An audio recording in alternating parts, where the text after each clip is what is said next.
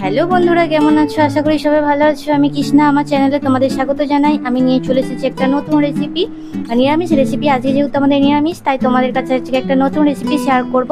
পনিরটা দেখলে ভালো করে সাইজ মতো কেটে নিলাম, একটু বড় সাইজেরই রেখেছি।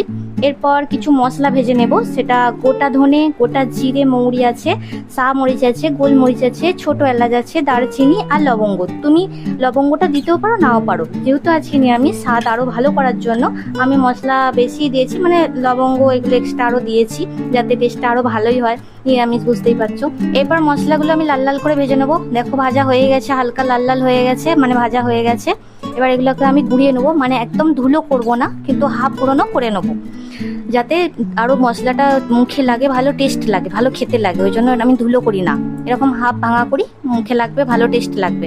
মশলা গুঁড়ো করা প্রায় আমার কমপ্লিট। আমার এটা সাইডে রেখে দেবো, যখন দরকার হবে আমি তখনই দেবো। এবার আমি ভেজে নেবো পনিরগুলো। তার আগে আমি কর্নফ্লাওয়ার মাখিয়ে নিচ্ছি। কর্নফ্লাওয়ার যদি না থাকে অসুবিধা নেই, ময়দা দেবে।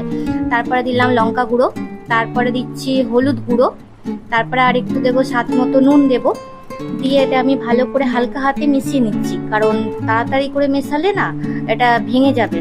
পনির তো নরম, আর ভেঙে গেলে এটা ভালো লাগে না। তো হালকা হাতে আমি এটাকে ধীরে ধীরে মাখিয়ে নিলাম। এরপরে আমি দেবো একটু ধনে গুঁড়ো আর একটু জিরে গুঁড়ো।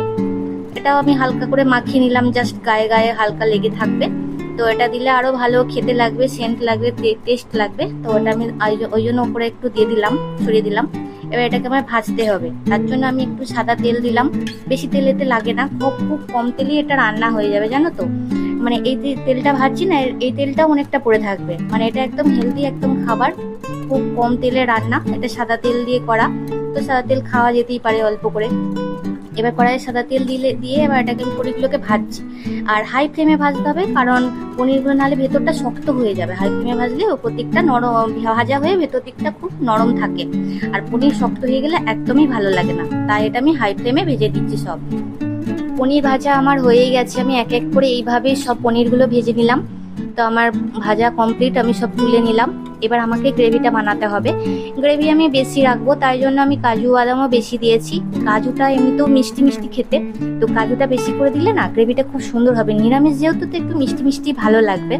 বেশি ঝালও দেওয়া যাবে না, অল্প একটু ঝাল দেবো, কাঁচা লঙ্কা দেবো তার জন্য, ঝালের জন্য। দেখো আমি শিলেতে সুন্দর করে কাজু বাদামগুলো বেটে নিলাম।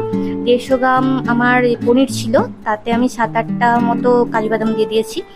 তো ভালো করে বেটে নিয়ে তুলে নিলাম। এবার আমি দেখো এতে দিচ্ছি মাদার ডেয়ারির 4 চামচ মতো দই দেবো। এটাও ভালো করে পেস্ট করে দেবো, পুরো মিহি করে ফেটিয়ে নেবো।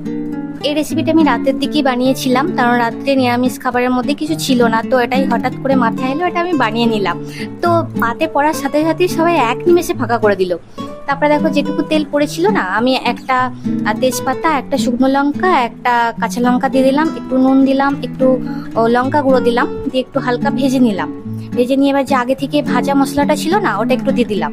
দিয়ে একটু নাড়লাম, হালকা করে নেড়ে ওটা একটু হালকা ভাজলাম। ভেজে নিয়ে তারপরে একটু হালকা গন্ধ উঠলি ওতে একটু আমার ঘরেতেই ছিল জয়িত্রী আর জায়ফল দিয়ে দিলাম। ওটা আরো ভালো সেন্ট হবে, আরো ভালো স্বাদ হবে, ওই জন্য আমি ওটা দিয়ে দিলাম।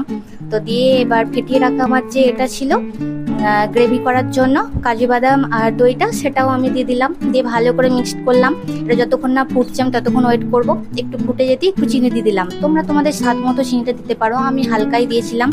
এবার আমি একটু ওয়েট করব যতক্ষণ না গ্রেভিটা ভালোভাবে ফোটে, কারণ গ্রেভিটা ভালোভাবে না ফুটলে আমি পনিরগুলো দিতে পারবো না। দেখো গ্রেভিটা ভালোভাবে ফুটতে শুরু করেছে। এবার আমি ভেজে রাখা পনিরগুলো একে একে দিতে থাকলাম। এটাকেও আমি ভালো করে ফোটাবো, মানে পনিরটা দেওয়ার পরেও আমি 5 মিনিট ধরে ফুটিয়েছিলাম, যতক্ষণ না ঘন হচ্ছে। কারণ এটা একটু গ্রেভিটা ঘন ঘন না হলে না ভালো লাগে না, তাই জন্য এটা আমি একটু ফোটাতে থাকলাম, ভালোভাবে ফুটিয়ে নিচ্ছি। ফোটাতেই এটা ঘন হয়ে যাবে, কারণ এতে দই আছে আর কাজু বাদাম আছে। কারণ এগুলো থাকলে না খুব তাড়াতাড়ি ঘন হয়ে যায়, গ্রেভিটা খুব সুন্দর হয়। দেখো ঘন হয়ে গেছে। এবার আমি আমার পাত্রে নামিয়ে নিলাম। উফ, যা গন্ধ উঠেছে না, এটা পরোটার সাথে আর লুচির সাথে পুরো জমিয়ে দেবে। এরকম নিরামিষ রেসিপি পুরো পারফেক্ট। তোমরাও এরকম বাড়িতে করে খাবে নিরামিষ দিনে, দেখবে খুব ভালো লাগবে। আবারও পরে দেখা হবে। আমার ভিডিও যদি তোমাদের ভালো লেগে থাকে লাইক আর শেয়ার করো প্লিজ। আবার পরে দেখা হবে, টাটা।